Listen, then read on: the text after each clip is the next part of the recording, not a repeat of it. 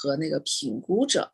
所以呢，我们这次的会议更多的是我们自己讲，更多的是偏，如果自己想是要申请项目的话，尽量的偏项目嘛。就是所以说我们的一些介绍啊什么的，刚才我也算了算时间，尽量控制在10分钟、11、12分钟都没关系，因为我们现在就是比如说 Rajan 20分钟。那么我们现在4个发言的人，也许最后3个不确定，可能是10分钟或10多分钟，剩下的时间更多的是讨论，因为越跟他讨论，他越知道我们这些具体的项目，就是大家就有互动嘛。可能我会问他一个问题，就是其实我们现在一共有2个，就是如果想申请这个 foundation 钱的话，最重要的是我记得是触达100万人，然后另外一个是如何成功的 raise 到钱啊，这是一个。然后我要问 Rajan 的问题。最后呢，我希望给大家就是所有的参与演讲的这个老师一个机会，就是你们每个人问 Rajan 一个问题，就是你们关心的，然后让 Rajan 来回答。其实我们你看把这些所有的相关的人都统一在一个这个 session 里面，实际上就是为了我们的项目申请，就这样大家有一个更像一个项目的，看起来像预备会，其实为这个项目做准备啊，让大家知道就好。那就现在9点了，那我们就开始啊。行。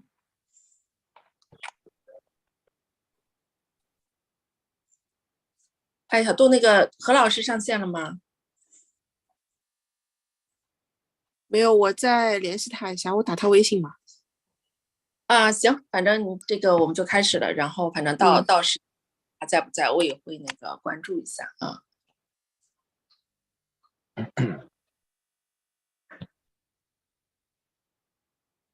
好，大家好，尊敬的嘉宾和观众，我是本次论坛的主席和主持人，我的名字叫孙雅洛，是智慧乡村中国组的副主席。那么我们这次的这个就是活动和分论坛的时间呢是9点到10点半，那么我们的论坛的主题呢是Entrepreneurship， 就是说在乡村的这个企业家精神。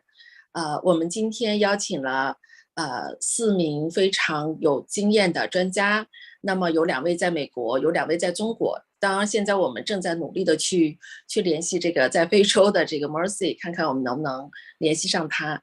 那么，所以今天因为有 Rajan 在，而且我们的活动呢，就是我们这个 Entrepreneurship 这个项目的评审呢都是用英文，所以我们这次论坛的主要的交流语言、演讲语言以及提问题的语言都是英文。然后我们每个嘉宾呢，除了 Rajan 之外呢，是20分钟，其他嘉宾尽量控制在10分钟，所以我们在1个小时之内完成所有的讨论。那么剩下的30分钟是问这个 Rajan 的问题，就是这样。希望大家在整个的就是活动过程中畅所欲言。那么就是最后问题阶段呢，我会问 Rajan 2个问题，剩下是每位嘉宾可以问 Rajan 1个问题。如果看时间允许的话，我们可以问第2个，就大家共同讨论。行，现在我就把这个语言那个就变成英文。Hi, good morning, everyone, every participants and audience. Welcome to attend our session. So I'm a host and moderator. My name is Yaluo Sun Sunny. I'm a vice chair of the Smart Village China Working Group. So our session's topic is entrepreneurs power in the village. Our time since sessions things are 9 to 10:30. So the first hour, we are to by person to keynote speech and share their recent result project or the research. And then for the left 30 minutes, we start to discuss all the Q&A, question and answer. So first of all, I'm really happy to host this event, host this from yesterday, the 2022 IEEE Smart Village Forum for China start and very successful to host nearly over 10 experts, professors, entrepreneurs attend our the forum. So for today's sessions, because the IEEE Smart Village, we are focused on the energy, technology, education, entrepreneurship. So we call the 3P peers, 3E peers. So today's topic, we are want to concentrate more 1E. The means is entrepreneurs. So let's really warm welcome the Rajan Kapur, the Senior Vice President of ISV, to start our session and give us more suggest or advice for entrepreneurship in the 3E. So really welcome the Rajan, please. So thank you, Sunny. It's a privilege to be here with new friends. I see Ling Hong, I see Shen Shen, I see Zhang Zhao. So I'm very pleased to be with you here today. You know, some of what I will be speaking about to begin today, you have heard me say already, but I think it's worth repeating because what we do in Smart Village is quite unique. You know, we do go to underserved regions of the world, but we do not go as many development professionals do who go in and 6 months later they leave. What we try and do is we try and work with the local people so that their work stays with the community and the community continues to benefit from that work in perpetuity. So I think when I look at my colleague from Green Camel Bell, when I look at my colleague Ling Hong, you know, they have long connections in these communities where they work, and that is central to our approach in how we work in developing enterprise in these underserved communities. So if I may, I'm going to share my screen. So I will be repeating a little bit from yesterday, but then there's also going to be a lot more that will be related to what is needed to make entrepreneurship flourish in these neglected parts of the world. So once again, I'm Rajan Kapur. I'm Senior Vice President with IEEE Smart Village.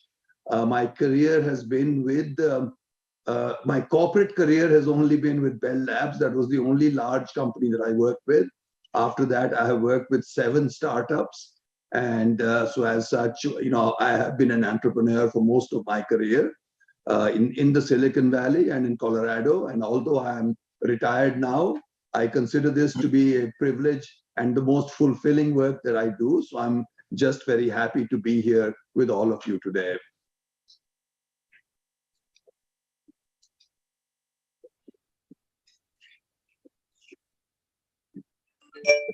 So again, as some of you may have seen yesterday, our primary mission in Smart Village is to grow enterprises in neglected communities around the world. And generally, the neglected communities are rural communities, are village communities. So what I'll be speaking about today aligns with the topic of this session, which is to empower entrepreneurship for empowering villages. That is exactly what we try and do through IEEE Smart Village. And the central item, which I said a little bit earlier, the central item is that our goal is to find local entrepreneurs, local enterprises, and empower them to do this work. Because again, as outsiders, we will come and go, whereas the local people will stay with the community for their lives and for the lives of the communities. So that is very important. That is the most important message that we want to give to our colleagues and the people who work with us. You know, many of us, as you know, are engineers by training. And as such, we are used to developing solutions, but sometimes we think that the solutions that we develop will be automatically adopted by the people that we think we are developing them for. But that is not the case. We have to work with them. We have to understand their needs, and we have to be guided by their needs, by these local people. We have to be guided by their needs so that we can do something that will be self-sustaining, and that will also scale over time. So I think Zhang Zhao will be familiar with these pictures, but as I said, we mentor entrepreneurs in productive use of technology and business practice. This is the key. It's not just technology that we drop in there. It is important that there should be a business model around the use of that technology. Otherwise, that technology will, as you know, technology does not stand alone by itself. It has to be maintained. The operation and maintenance requires effort. And so there has to be a business model that justifies using that technology, maintaining that technology, and making it available to people. So again, what we are trying to do through Smart Village, given our electrical engineering background, we are trying to electrify rural economies. And in a way, when we electrify rural economies, our goal is to make the people in the people who live in the rural areas in the villages, make them more productive, make their income increase. Through that, we will improve their quality of life. But again, I think the foundation for all of this is what we refer to as community buy-in. The community has to be strongly believing that what is being done is something that is done for their benefit and something that they will operate and they will profit from as time goes by.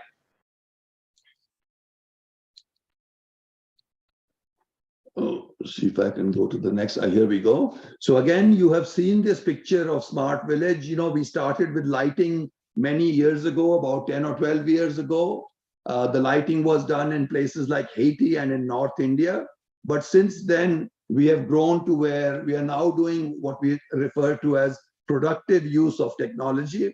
And what we mean by this is that when we put in electricity, along with the electricity, we want to put in equipment that can be used for creating products, for creating services. And you can see from the yellow text in these pictures here, you can see the kinds of services and products that we provide by providing electricity as the foundation. But as you know, electricity alone is not what makes all of this happen. Along with electricity, we have to put in telecommunications, we have to put in electrical machinery, we have to put in sensors. So all of that goes in, and that's why our mission has changed from solar lighting to the productive use of renewable energy and the productive use of technology. That is what we'd like to bring into the villages, because through that, we believe people's incomes can improve and then their lives will improve through that then.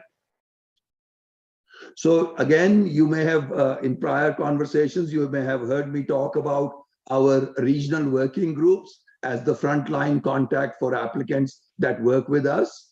I mentioned yesterday that the China working group is our youngest working group right now in Smart Village.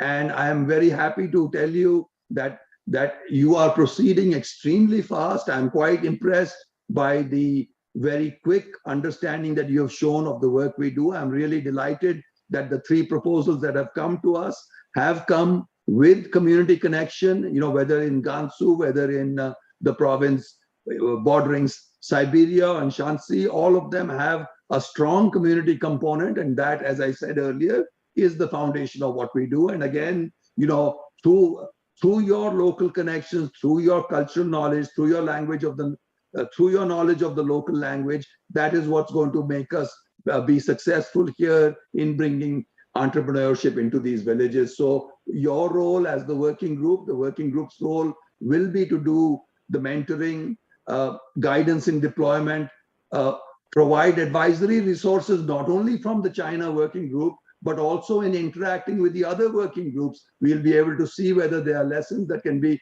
taken from China to other places or brought from other places to China and so on. And then finally, one very other important part of what we expect the working groups to do is to monitor the progress of the projects. So once again, we look for proposals from applicants in underserved, in rural communities. These proposals have to be based on the 3 pillars, the 3 E's. Originally, it used to be energy, education, and enterprise, but now we say technology, education, and enterprise.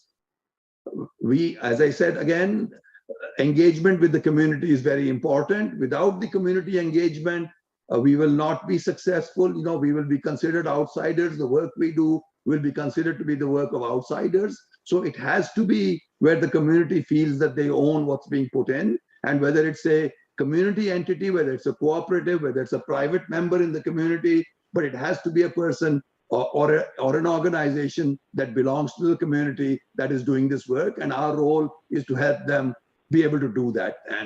And then finally, again, you've heard us say that we are not a charity. Charity is not sustainable.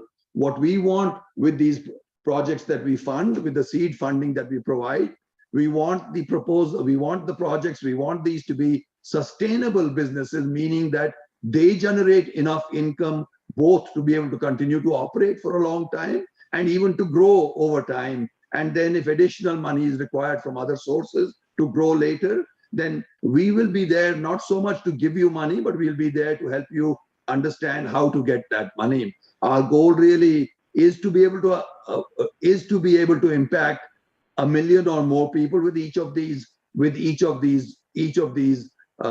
enterprises. Now, this million will not happen in 1 year, it will not happen in 2 years, but we ourselves are committed to working with the people that we fund, although we fund them only for 1 or 2 years, but we are committed to working with them as they get other resources. We will work with them for 5 and 10 years as they grow and as they need information from other sources. You'll see that also in a later slide.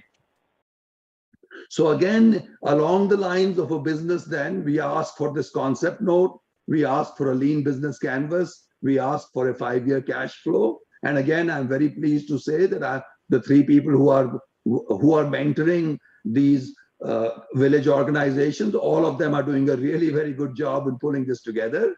And then once we have got this to the point where all the 3 pieces are in hand, then we will move this to the project development committee so that they can do an independent review and move this forward after that.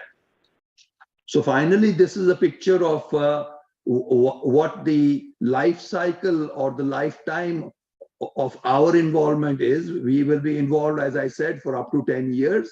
We will be giving money for the first couple of 1 or 2 years, but beyond that, our involvement will continue in connecting the persons that we have funded and connecting them with other resources, in connecting them with other people that are working certainly within China, but also in our other regional work groups. And through that, we believe by sharing this knowledge, I believe we can all be stronger and we can move forward then. So that is all I have right now. I'm happy to take questions at this time, or I'll be happy to participate in the discussion that we have later in this session. So thank you, and I will stop sharing now. Hi, thank you, Rajan, shared the presentation. And I think after our rest of the speaker finish their the keynote speech, so we can discuss together. It's okay? Very good, thank you. Okay, please stay in the session. So next is welcome the Zhao Zhong, is a Green Camel Bear Environment and Development Center. From there, so 欢迎赵宗，甘肃省绿驼铃环境发展中心，来分享你的一些项目和一些最近的研究的一些内容，谢谢。好，感谢孙老师的介绍啊，大家好啊，接下来的分享我也将会用英语啊，Thanks for the introduction by Miss and my name is Zhao Zhong from Green Campbell, and we are a grassroots environment NGO in northwest China. Like strong, tenacious, and resilient grassland, we grassroots NGO are everywhere making efforts from bottom-up solution for the environment and the people. Today, I'm very delighted to share how my organization is working together with the herders and the herders cooperative to advance grassland conservation and sustainable development through entrepreneurship in Tibetan Plateau, West China. Our work is focusing on a typical Tibetan county called Ma Qu.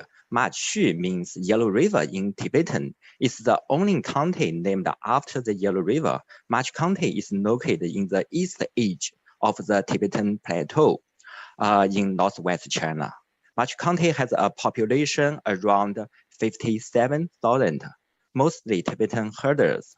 The average elevation of Machu is about 3,600 meters, equivalently to 12,000 feet.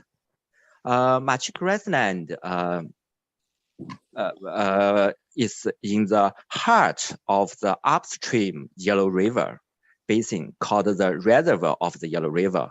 The grassland are very beautiful places with a diverse flora and fauna and amazing Tibetan culture.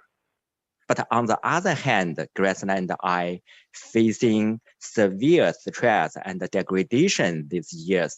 So in the map on the right, we can see the red part is marshland now, and the yellow part is degraded marshland in past decades. Last year, a group of senior high school students took a week of voluntary service in Machu, our project site. So let's see what they saw in Machu.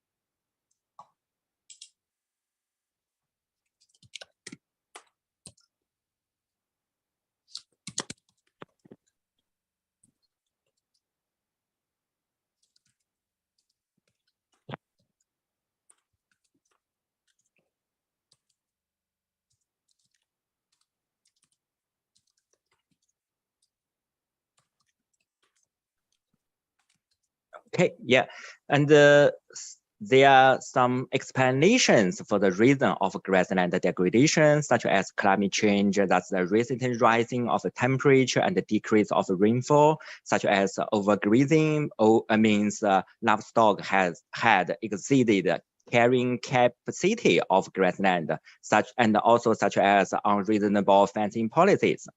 And my organization, Green Campbell, and myself has been seeking for bottom-up solution for grassland conservation for 17 years since 2005. We firmly believe that no matter what causes grassland degradation, the most critical solution is to find ways and take action together with local herders and local communities. Because community members, villagers, and Tibetan herders, they are the main body of our grassland conservation. They have stayed thousands of years in grassland. They are very familiar with the grassland and have the strongest will to protect the grassland. So our focus is not only the environment, but also people living in the fragile environment. After many training, discussion, and eventually we helped a pilot community to establish their own natural resources management committee and herders cooperative. The committee is responsible for community natural resources allocation, livestock limitation, joint grazing, rotation, and so on. While the cooperative is leading herders to improve their livelihoods and develop sustainable grazing. Through our long-term investigation of a community, we found that the community is overgrazing. That is to say, the number of yaks and sheep on the rangeland exceeds the carrying capacity of the rangeland. Every year, the animal eats more grass than newly grew grass. Herders also see that grassland are degraded degrading with less and less vegetation coverage and lower grass. Despite this, herders has continued to increase their livestock numbers even as grassland degrade, as grazing is the only source of their income. Contrary to their expectation, while the number of yaks and sheep increased, their income didn't improve because anytime the grassland degrade, the growth of yaks and sheep will be slower and the fertility rate will also increase. So we recognize that a business approach must be taken to reduce overgrazing and increase income for herders while protecting grasslands. With the support by 2 MBA team from Harvard University, we figured out ecotourism is the best and the most feasible alternative livelihood for the herdman community. Eco2 is the way to reduce grazing intention, improve grassland quality, build community capacity, increase the herdsman income, and protect the ecosystem. In our ecotourism, we let students to observe wildlife by binoculars, to check up the health condition of the rivers, and to monitor the grassland quality. We encourage the students to use their hands, feet, and eyes to feel nature, understand the diversity of the nature, and feel the happiness brought by nature. Tourists are also excited. They jumped across the river, pick up yak dung to see wolves and eagles in the wild for the first time. Tourists also experience unique Tibetan culture and pure nomadic lifestyle, making authentic Tibetan food, visiting Buddhist temple, dressing Tibetan clothing, milking yaks, and grazing yaks and sheep with herders. Every tourist needs to participate in voluntary service in the community as well, picking up trash, cleaning up the grassland, and reading for community children. Our organization signed a conservation agreement with the community. The community made a commitment that every 1,000 Chinese yuan of ecotourism income, the community will reduce the 1 sheep, and for every 6,000 yuan, they will reduce the 1 yak until no more overgrazing. In 2016, the year we launched the ecotourism, the community got 5,600 Chinese yuan income, and that's about 800. And in 2020, they received 50,000 yuan, about $7,000 tourist income, and they reduced 50 sheep as promised. In the past 2 years, due to COVID-19, the tourist income of the community has been unstable. Hope it will resume next year. And many tourists have participated in ecotourism, still miss the grassland after returning to the city, hoping to continue help with herders. So that's my second case to share. The community support agriculture.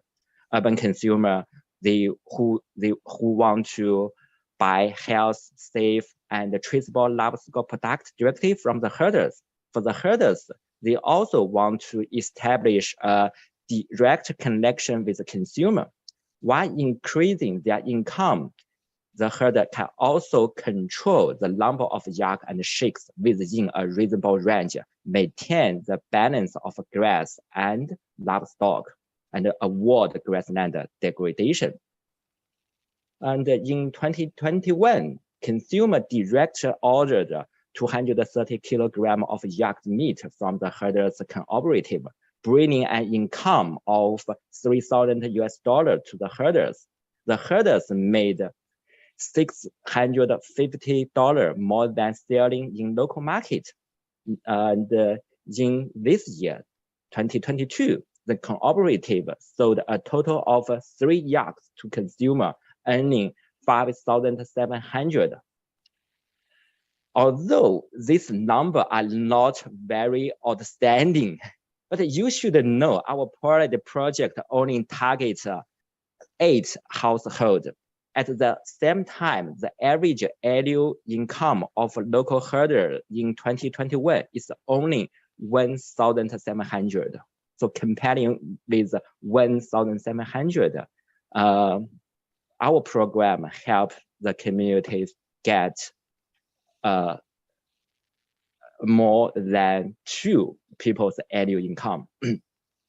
And finally, I will share my third sustainable business model, solar-based distributed green generation in pastoral area in Tibetan Plateau. It's a new project. We just finished the concept thought with the support by IEE Smart Village program. So if anyone have an interest or relevant expertise, we warmly welcome your participation. The annual sunshine time in most area of Tibetan Plateau is 2,500 to 3,400 hours. This area is rich in solar resources and conducive to utilization of solar energy. Our pilot village and broader pastoral area of Tibetan Plateau in West China are mainly really by energy, such as yak dung for cooking and heating, solar energy for lighting and electricity supply, oil for transportation and pumping water. Because the herder live in a very scattered way, they often migrate seasonally. Most of the herder family are not connected to the national power grid. Although not every family has purchased small-scale solar power generation equipment, it doesn't work stably due to the larger temperature difference between day and night on the plateau, the low temperature in the winter, and the frequent rain and snow. Herders generally need to replace a set of solar equipment every 2 or 3 years, which costs about $1,500. It's a lot of money for herders.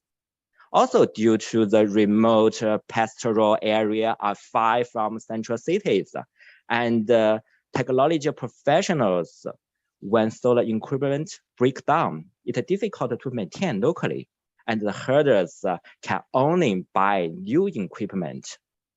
So herders in pastoral area need the solar power generation system that is distributed. Every community or family can establish the system separately, portable, easy to move to different settlements of herders, stable, can work well under extreme weather and conditions, economical, so every herder can afford it, adaptive, and so that can make timely adjustment according herders' needs and development plan, safe to human, livestock, and wildlife, and with local technique support. The pastoral area has a large area, a small population, scattered residents, and a relevantly backward economy.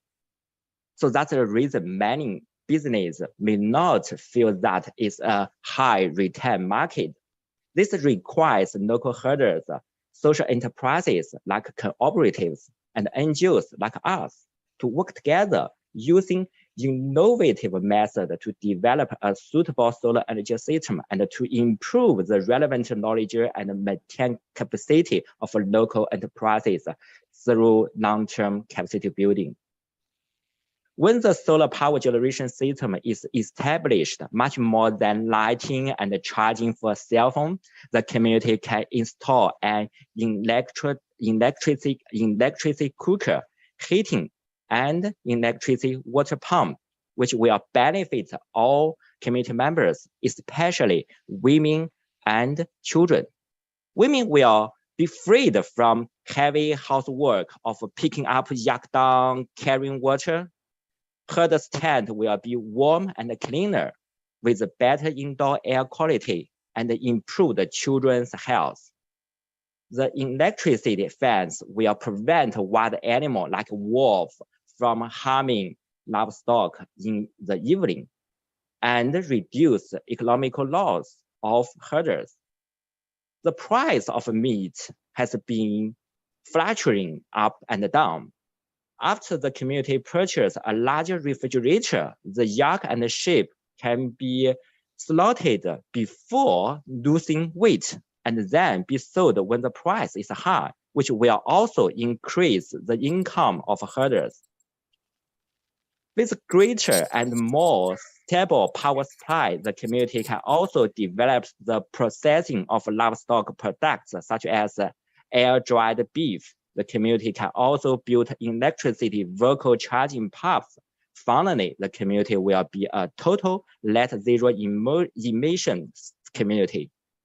The model of distributed solar power generation system in pastoral area of Tibetan Plateau can be copied and spread to other pastoral area in Himalaya region and even broader. And thank you very much for your listening, and I'm very glad to respond to your question. Thank you.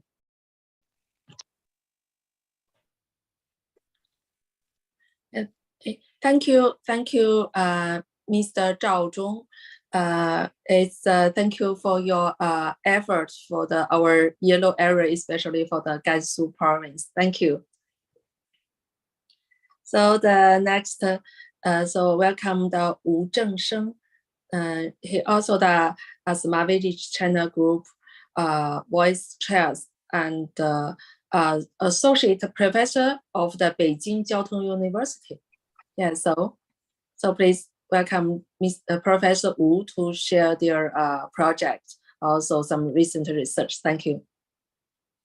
Thank you. Thank you, everyone. It's my honor to share my experience and some new technology here. Next, I will share my PowerPoint.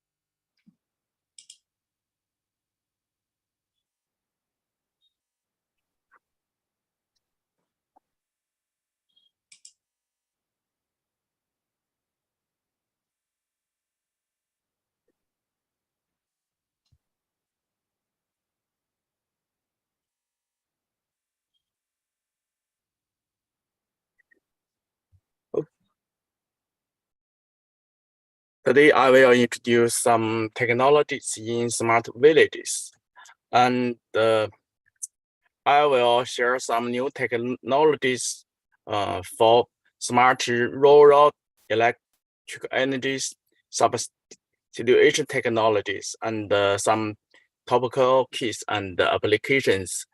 Especially, I'll introduce a project in Heilongjiang province. Some electrical energy substitution technologies could be used is based the reliability and the power quality of power grids in rural area and large scale distributed renewable source offered abundant electrical energy. And many traditional agriculture practices and technologies could be improved by new ways of electric energy substitution. I will introduce three kinds of this technology. One for electric energy substitution for agricultural machinery, and substitution of chemical agents and digitalization of agriculture. First, the electrical energy substitution for agriculture machinery is some developing electrical driven working machines and some small robots. Electrical energy physical replacement, maybe we will use some new technology to replace the fertilizer and farm chemical. Digitalization of agriculture. I will introduce two applications. One is for rural planting, and the other is rural animal feeding.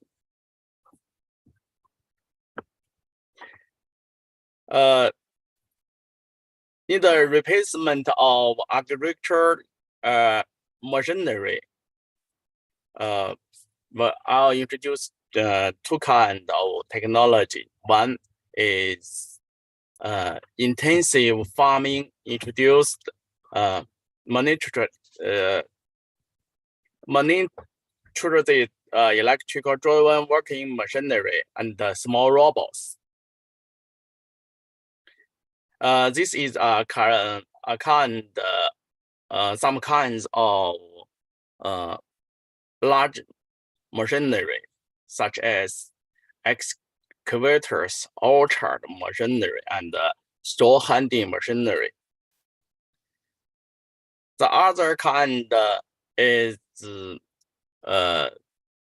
many enterprise sells their products of robots, such as wild agricultural operation robots and crawl agricultural worker robots, such as all of this. Other one is electrical energy substitution of chemical agents. Chemical agents, there we use some physical method.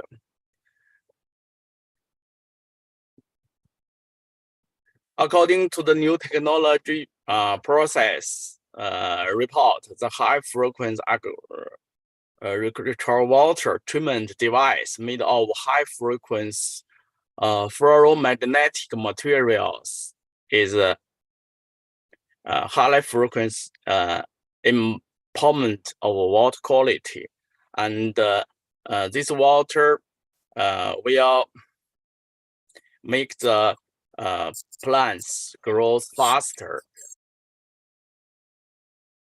This is the contrast. And also, this water carries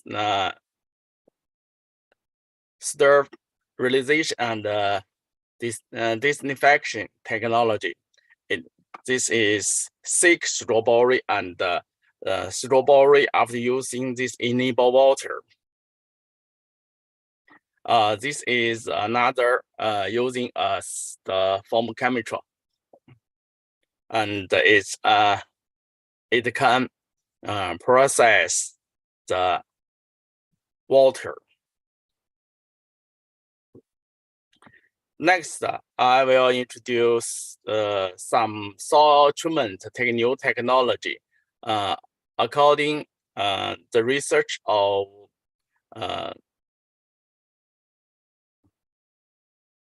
my cooperator, kind of advanced oxidation method, low temperature plasma technology based on electrical energy substitution can process oil by discharge process, and it had 3 advantages: shorter remediation progress, high degradation efficiency, and wide application range.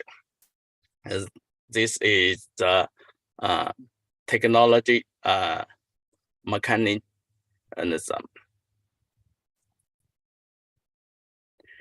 Next, I'll introduce the digitalization of agriculture for the application in rural planning and rural animal breeding. Digital in rural planting, I choose a project in Yunnan province.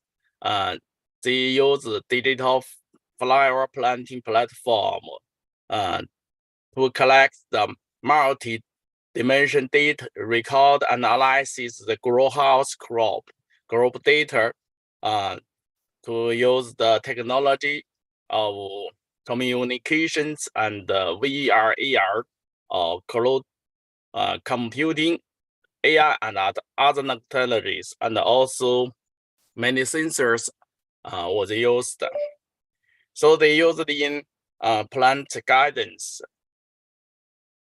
meteorological early warning, this and pest warning,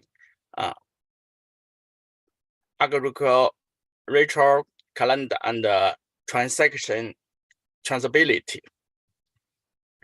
Objective is to grow better and sell better to earn more. This is some pictures from the Yunnan project. This is from the planting farm and sensors, the growing research.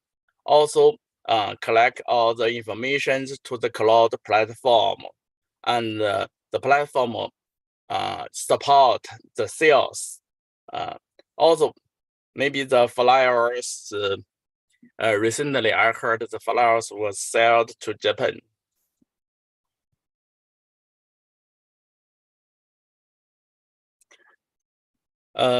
Same as the application in planning. The application of digitalization in animal breeding, we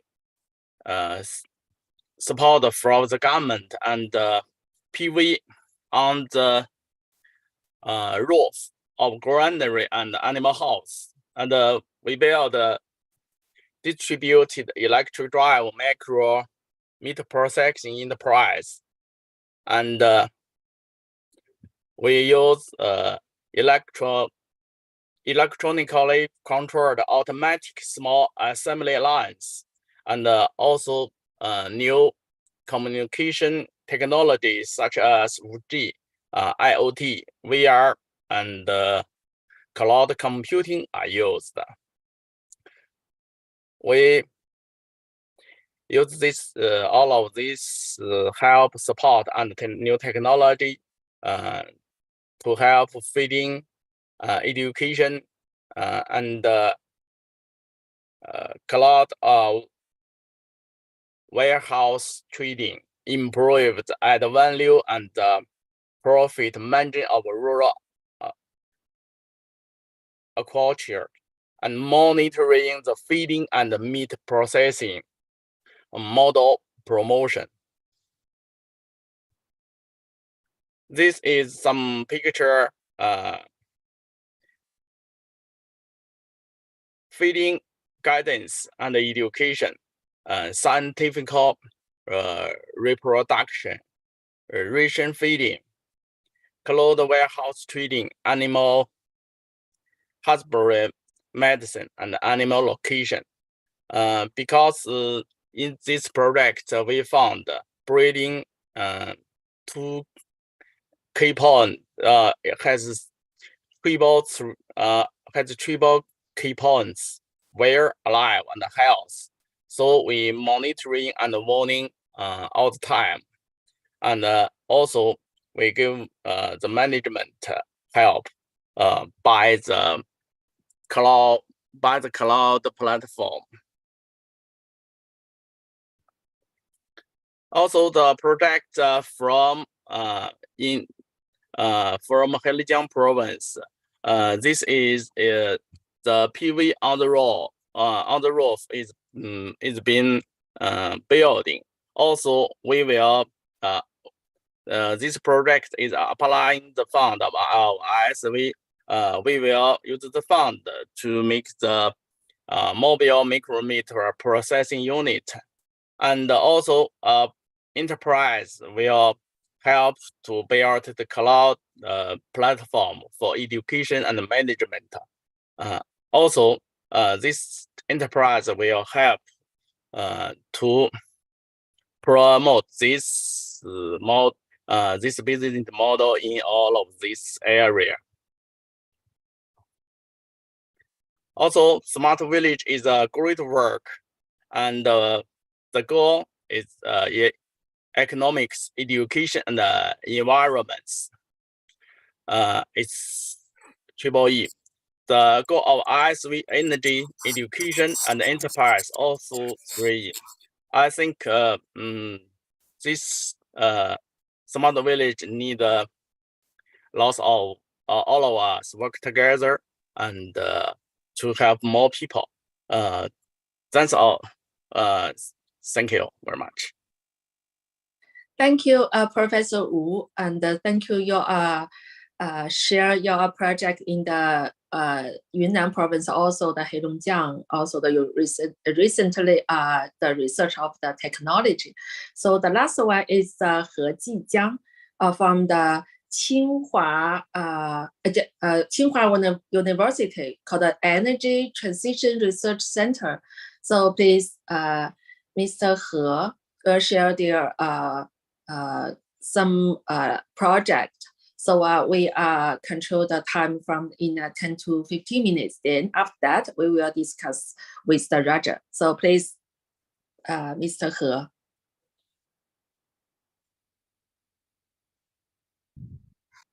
Can you hear me? Okay. Yes.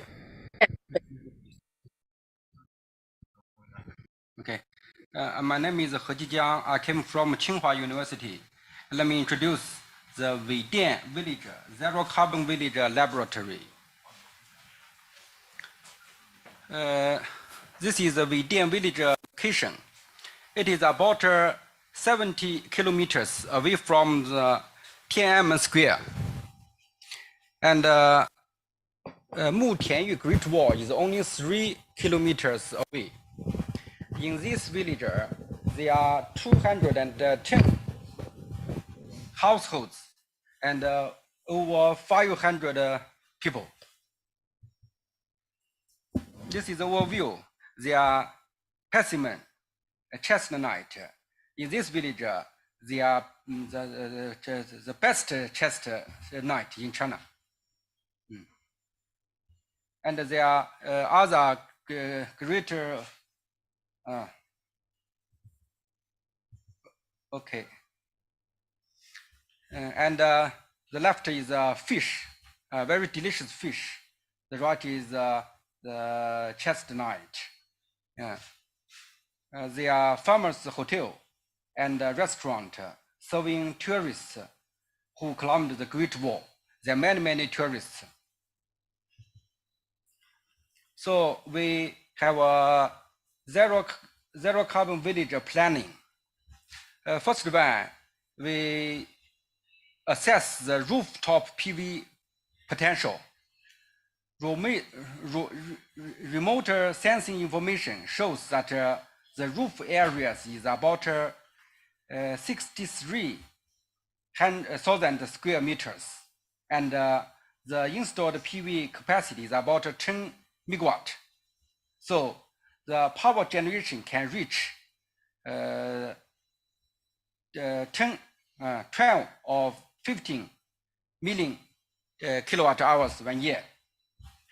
Now the electricity consumption of the whole village is only 1 million kilometer hours a year. This is the zero carbon village planning. About the energy transition, first is zero carbon electricity, is the solar panel. The second is zero carbon heating, and then zero carbon transportation, zero carbon cooking, and greenhouse climate accounting, and ecological environment monitoring. About social development and rural revitalization, about travel, live, eat, and modern agriculture. What are we doing? What are we doing? No. 6. The first one is zero carbon tourist e-bike charging station and zero carbon cycling tour. The second is zero carbon residential construction. Third is electric heating test. The fourth is zero carbon village committee and shared conference room. The 5 is PV pumping station. The third, the 6th, the 4 painting. The first is the cycling activities. We by bike depart from Weidian or arrive at Weidian. The left is Saturday, October 15. The right is October 29.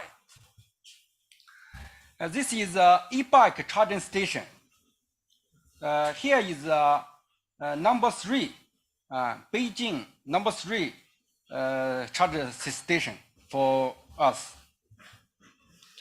And this is zero carbon cycling tour.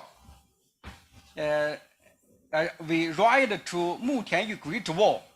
So, you know, I love China. I love Great Wall.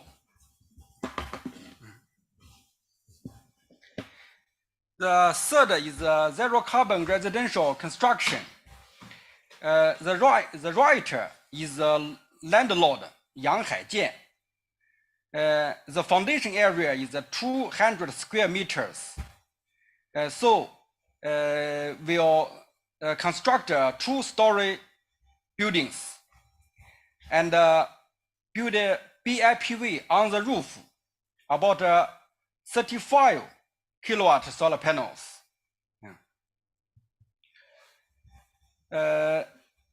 This solar BIPV will generate about 400 kilowatt hours. And in this house, will all electricity, heater, transportation, and cooking are all electrified, including solar thermal, air source heater, heat pump, and electric direct heating. How to operate it? We set up a 1 kilowatt, 1 person 1 kilowatt cooperative. This cooperative, including 36 co-op members, everyone invested $700 to this PV system of the house and enjoy electricity bill recovery. At the same time, the cooperative accounts for 9% of the dividend right of this homestay.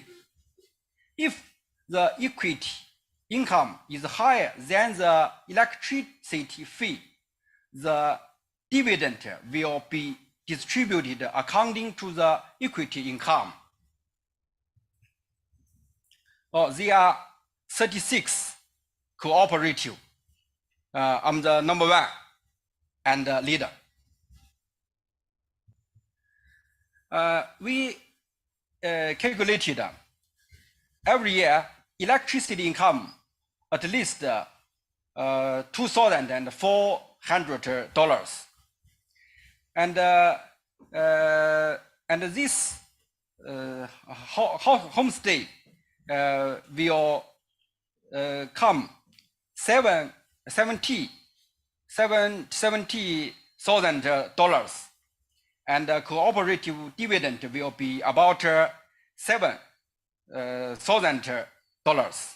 So equity gains will be higher than the electricity bill.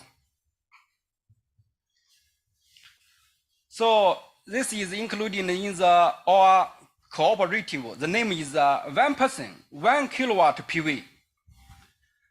Cooperative members agree with the concept of the 1 person 1 kilowatt PV, empowering rural revitalization in a 1+N manner to contribution the carbon neutrality. The one is invest in 1 kilowatt of PV. Its name is cooperative members use N kinds of the empowerment method to use PV power for high yield projects to increase the income of the rural area and the farms.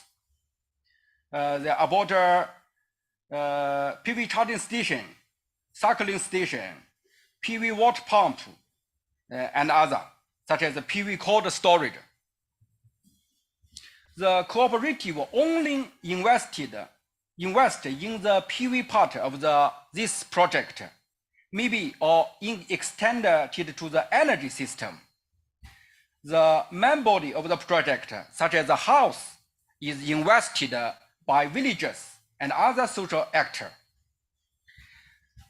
The cooperative promoter rural revitalization, ecological civilization, and sustainable development.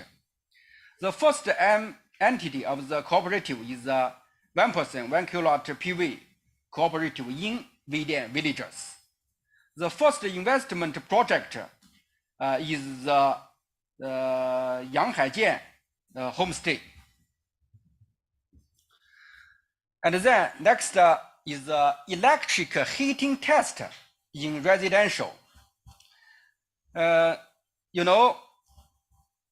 This painting, the beautiful painting, is an electric heater. And it is thin enough to be rolled up and put it in a box to take away. So I test in different rooms. This set including 3 pieces. The one is a thin film heater. The second is socket thermostat. The 3 is a scan QR code payment platform. And this is electric heating test in office. This is the 2 office. And this is a heater storage heating test. Because in this village,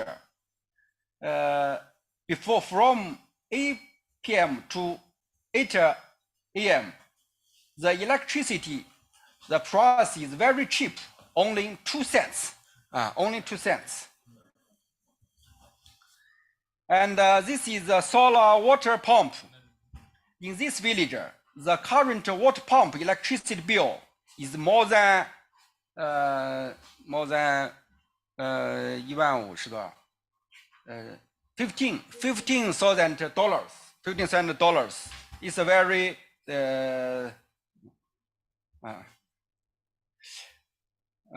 so we plan to establish a water billing system and construct a PV pump station. The right is a station. We will have a constructor. And the last is a wall painting. So this village will be beautiful, more beautiful. What are we going to do? The first is the popularization of solar panel in villages, more zero carbon homestays, PV charging station, construction of a cycling tourist system, electrification of restaurants, greenhouse gas monitoring, ecological and biodiversity monitoring, and bird watching station. So maybe there are 2 megawatt, 4 megawatt, maybe 10 megawatt solar panels. This zero carbon homestay we will powered by solar PV.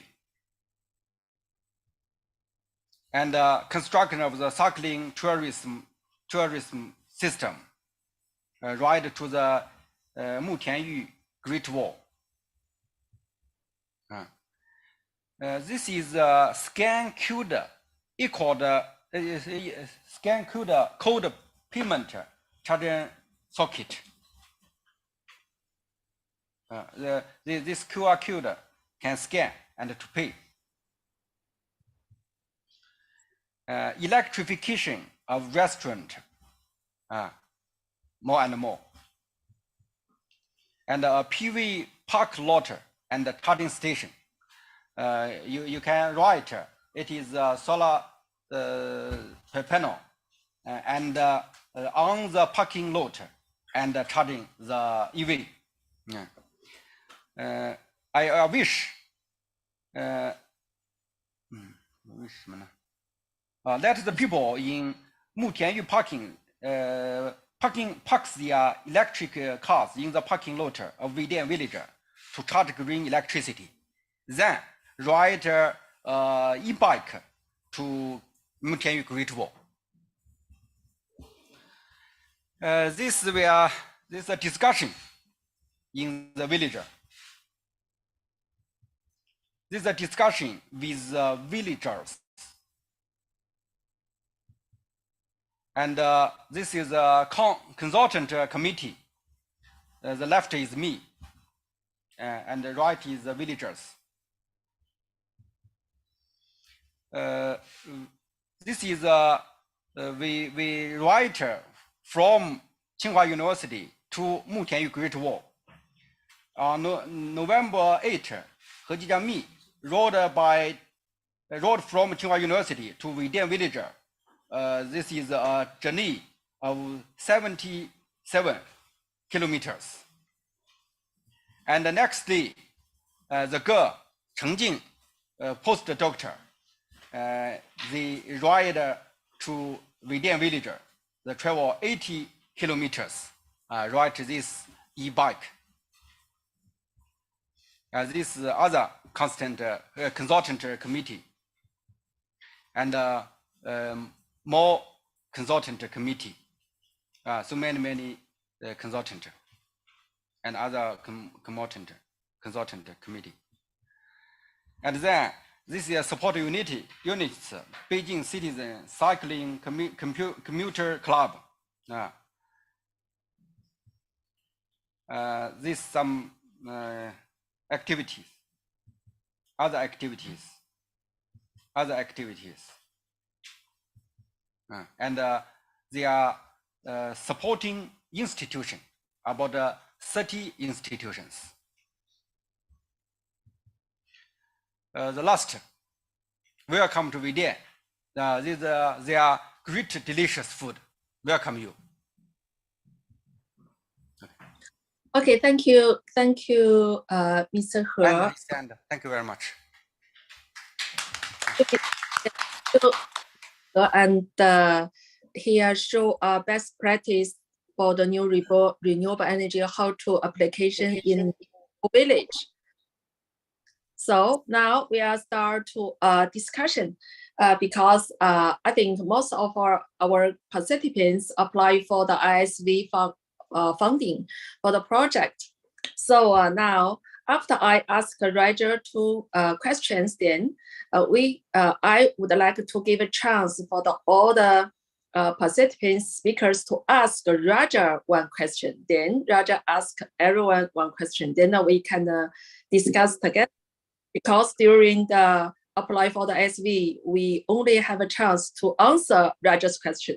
So now we give everyone a chance to ask Rajan question. So the first of all, I would like to ask Rajan one question. So Rajan? Yes, please go ahead. Yes, please. I would like ask area participants show their face, open the video, so we can back the cloud discussion room.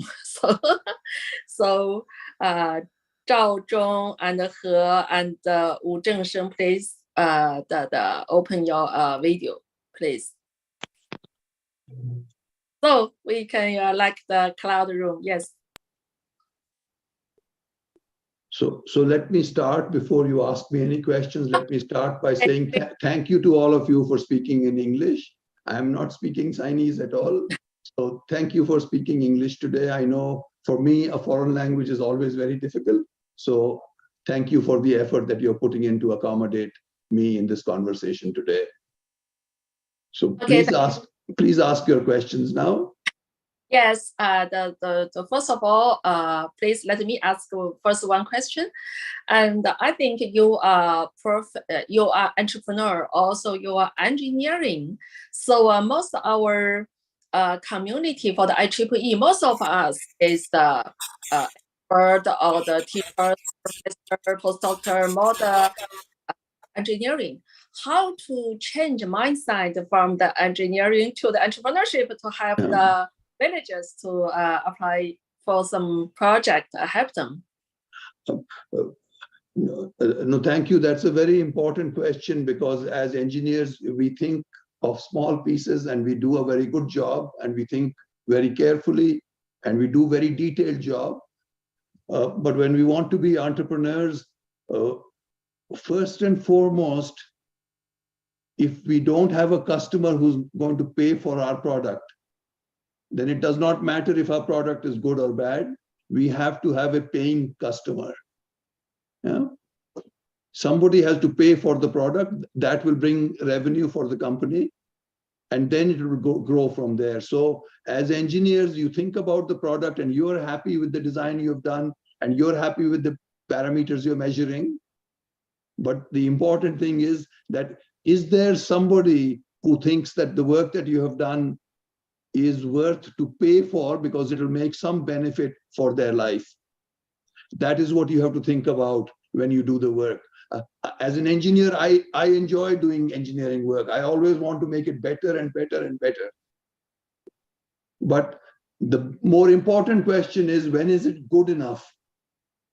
If it is good enough, if it improves somebody's life, if it gives some value to somebody, and if that somebody is willing to pay for it, then that is all we have to do. You have to find paying customers. That is what entrepreneurship is all about.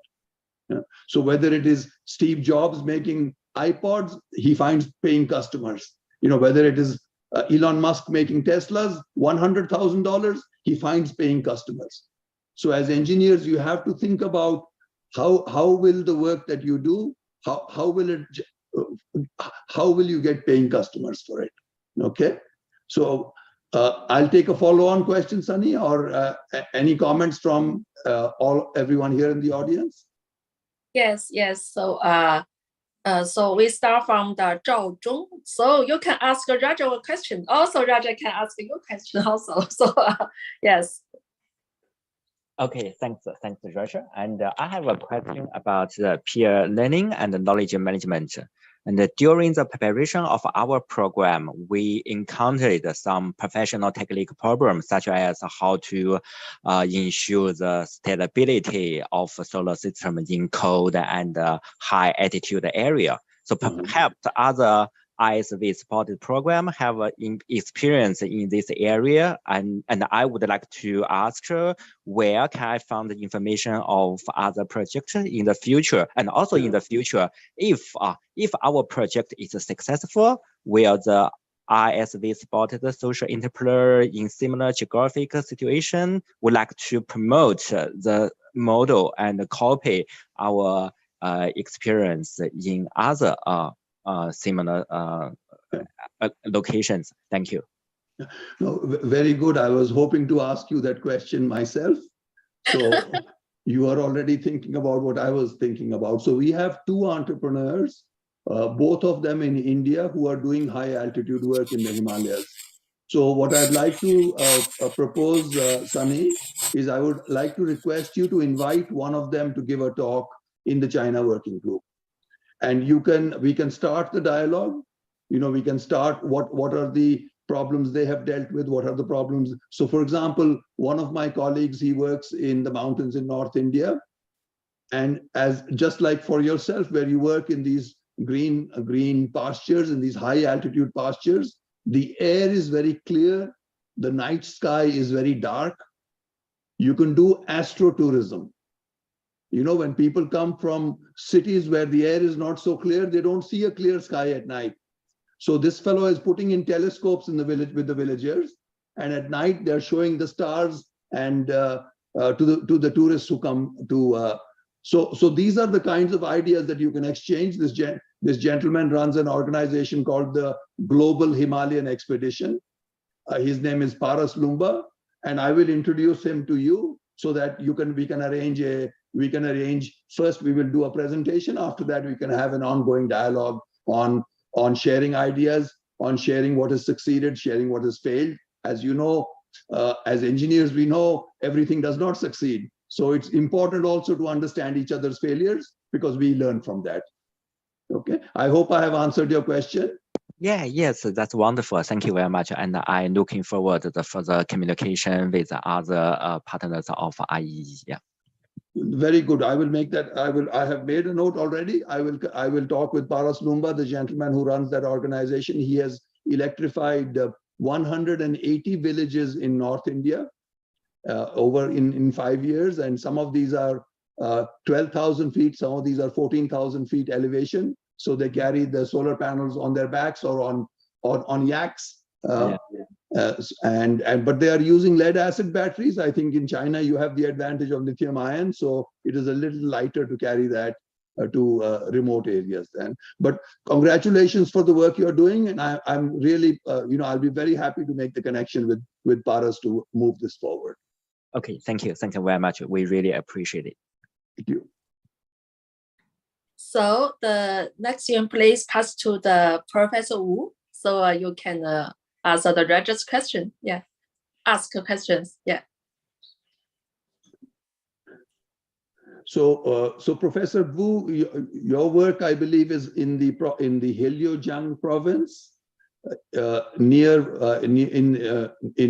in northeastern China, near Vladivostok.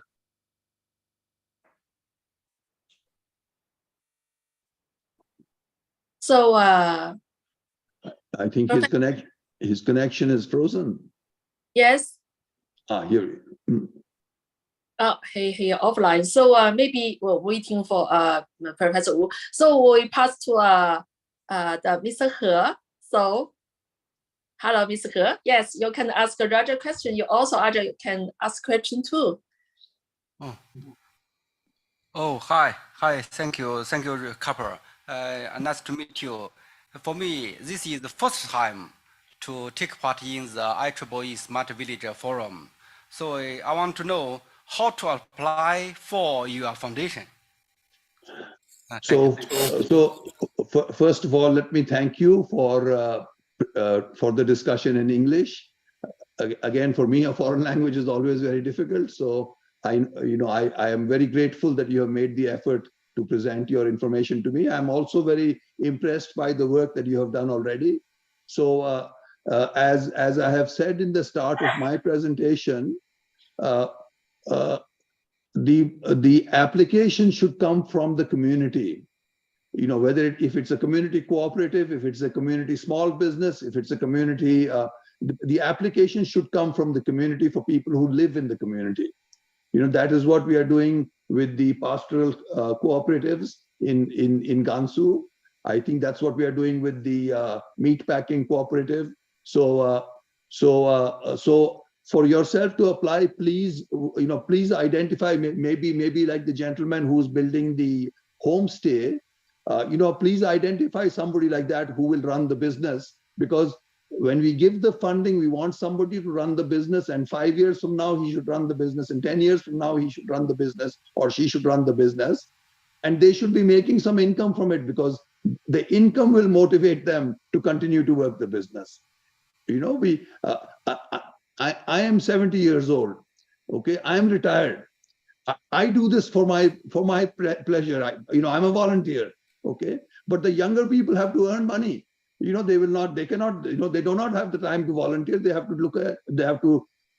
to raise their families. They have to look after their parents. So you have to find somebody, and you have to make a business plan with that person, so that enterprise will generate income from that for them. And then you can write this concept note, you can write a cash flow projection, and then we have this thing called a lean business canvas. And now your colleagues are familiar with some of that. And what I'd like to do is that in the beginning, I'm working with you to to write the proposal, to help you to what is needed in the proposals. But later, I want the China working group members to help each other do that. Because I can help 2 people, I can help 5 people, I can help 10 people, but I cannot help 100 people or 1,000 people. So the China working group should then start making their own project development committee, and they should then start helping each other in writing the proposals. Okay, Professor Hay, I hope I have answered your question. Okay, no problem. Thank you very much.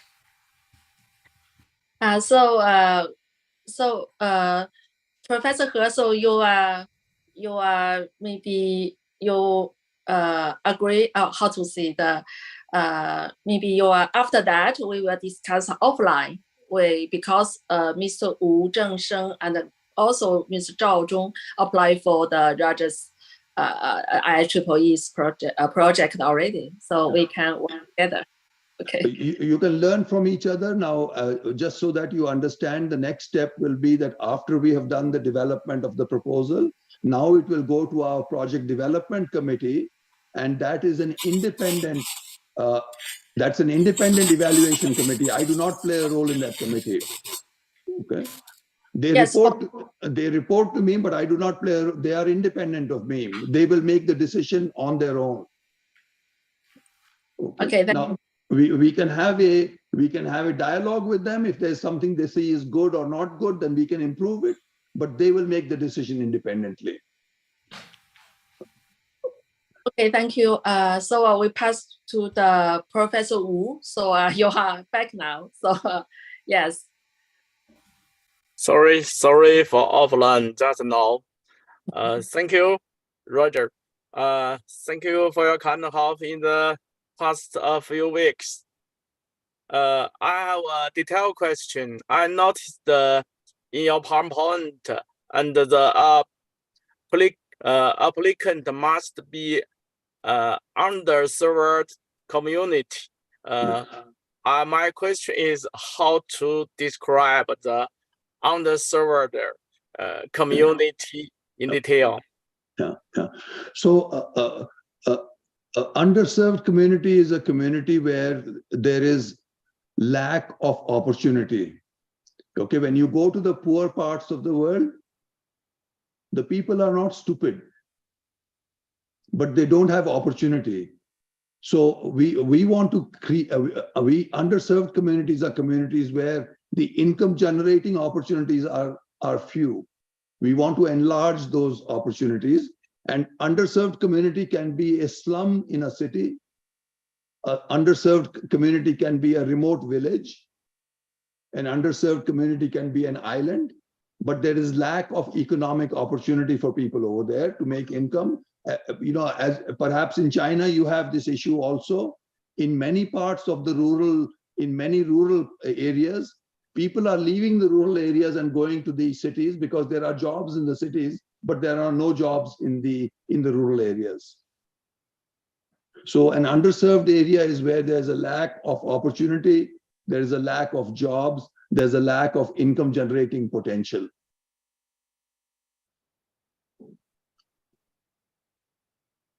Okay, I see. Thank you. So Raja, I mean, you just that you want to ask the questions just now. Yeah, before that you asked the weather, the Heilongjiang close to the Russia area or something like that.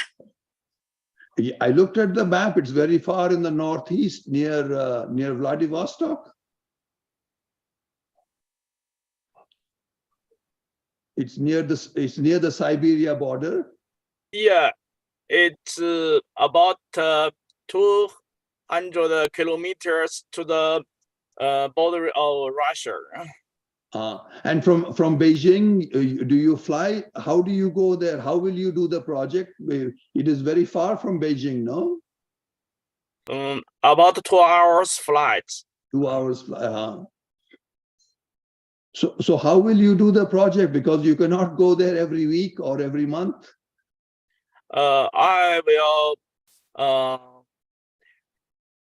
will fly to there maybe 2 months. When? And you will stay there for maybe 1 week or 2 weeks? 1 week. 1 week, okay. And can you do video calls with your colleagues over there? Yeah, we do some research with the institute did here there to do some research for the some new materials and empower some application in power grids. Okay, so you described the mobile micro meat processing plant. You are doing the research to make that? Yes, we have start that design and give some orders, some parts of this unit, because we want to use the PV on the roof to charge the battery, and the battery motivates the meter processing unit. And we want the unit to be a mobile, maybe designed by it can be moved by a truck. Okay. And this is a question for you, Professor Wu, and also for you, Professor He at Tsinghua University. As you know, the battery is very expensive. We use the battery is for the battery is donated by the enterprise in the local. So with no, it's good to get donated equipment, but we can do only maybe 1 or 2 with donation. If we want to do 100 or 1,000 or 100,000, then we cannot do with donation. It's but a proper an enterprise will help to express this model in the Heilongjiang area, and next he will buy the batteries and build the mobile meter processing unit. Okay. Yeah. No, my suggestion to you is when you make the design of such systems, you minimize the battery size as much as possible. I will give you one example. Professor He showed us the heating system, room heating system, where they are storing heat in a box. Yeah, it is cheaper to store heat than it is to store electricity. Yeah, heat storage is storing cold is cheaper than storing electricity. Storing heat is cheaper than storing electricity. So you must find ways to minimize the electricity that you're storing and maximize some other storage. Yeah. Yeah. So for heating, it's very easy because you can store hot water or you can store steam, and it is cheaper than putting it in a battery and then using the battery to run a heater. Yeah. I will I will refer that. Because when you're processing food, you need heat, you need hot water, you need steam. You know, think about how you will manage that, because you don't want to get the heat from coal or from oil. You want to get it from solar electricity. At present, the meter processing only limit to frozen, no heat. Okay. So, but you are cleaning the meat and then you are freezing it, no? Yeah. It's need cleaning and frozen, and just sell the frozen meat. Okay. So again, for running the freezers, you need electricity, and maybe you run the freezers when the sun is shining and you don't run the freezers when the sun does not shine, or you use batteries at that time? The battery in the cold weather, maybe we should use another source energy. Very good. I am very excited to see your work. So when you make progress, please let me know, and please report when you do the project. Please report and please let us know your progress. I would like to see. I know you will get good results. I would like to see them. Okay, thank you very much. I will write mail and detail a meeting, maybe such as this. Okay, thank you. I have a question for Professor Hay. You said for heating, you will use air source heat pumps, and you will also use electrical heating. First one, the electric battery is very expensive. Yes. And heater storage is cheap. Yes. Yes. Yeah. And in this village, every house have a heat pump. A heat pump. COP about 3. Oh, okay. About 3. Okay. So for many houses it is enough. But okay. In winter, so many rooms, but only 1, 2, 3 to have a man. So the heat pump is so many energy. So we want to change the electric direct heating with the electric the printer heater. It's only warm 1 room. Okay. Yeah. Okay. So thank you very much. Thank you. Thank you. So thank you very much for the Roger, for the everyone to very I think it's a very deep and detailed discussion for the project. So I mean, for the working group, so if we run an entrepreneur, if we become an entrepreneur, if we run a company, it's a sustainable company, not the lab.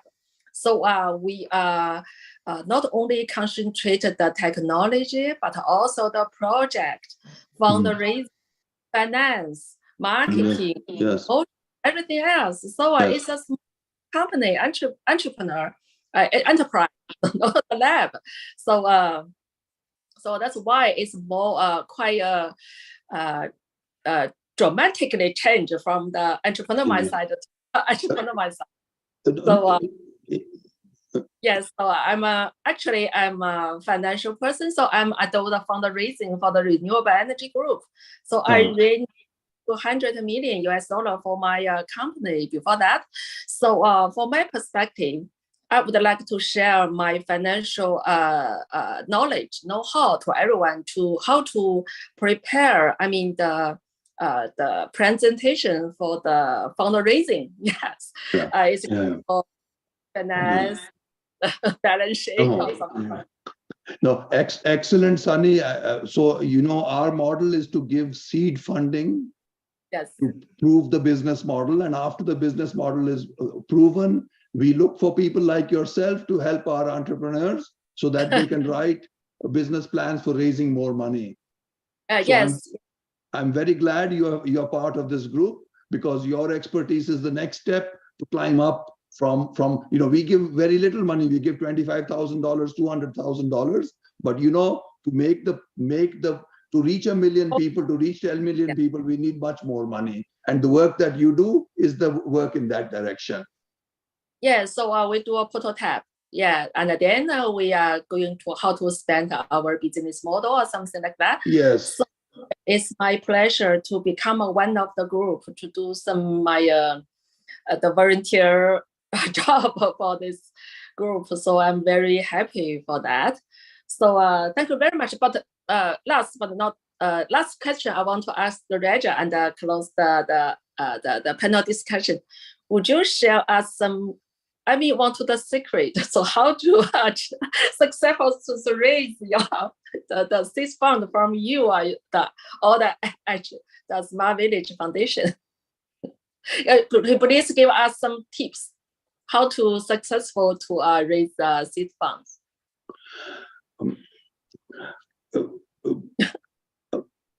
You know, as long as you meet well, two things. As long as you meet the criteria that we have, that there's community engagement, there is a business model, there you show cash flow. You know, as long as you meet all of that, I think we fund the projects. Now the challenge for us is that, and again, we ourselves are funded by IEEE. You know, we get money from the IEEE, and we get a fixed amount of money, or we get a limited amount of money. So in addition to look, you know, what I said in my presentation yesterday, that in addition to looking for applicants, for people who write proposals, we need volunteers who can mentor the proposal writers. And finally, we also need to do some fundraising ourselves. So, you know, if that's an area, Sunny, if you can join us in that, if you can raise funds from Chinese companies or from the Chinese government or from other agencies, then, you know, then that will also enable us to fund more people from our side. So while we have the 3 pillars of energy, enterprise, and education, we also have the 3 pillars of proposals, volunteers, and funding.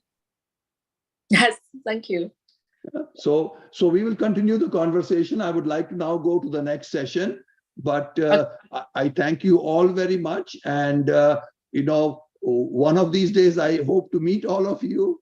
I have only spent 2 hours in Shanghai airport in Pudong, but one of these days, I hope to come and meet you in China in person.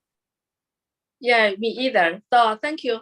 Thank you, Roger, and thank you, Zhao Zhong. Thank you, Professor Wu. Thank you, Professor He. So thank you. So bye-bye. Thank you. Bye-bye. Bye. Thank you. Yes, thank you. Thank you. Thank you.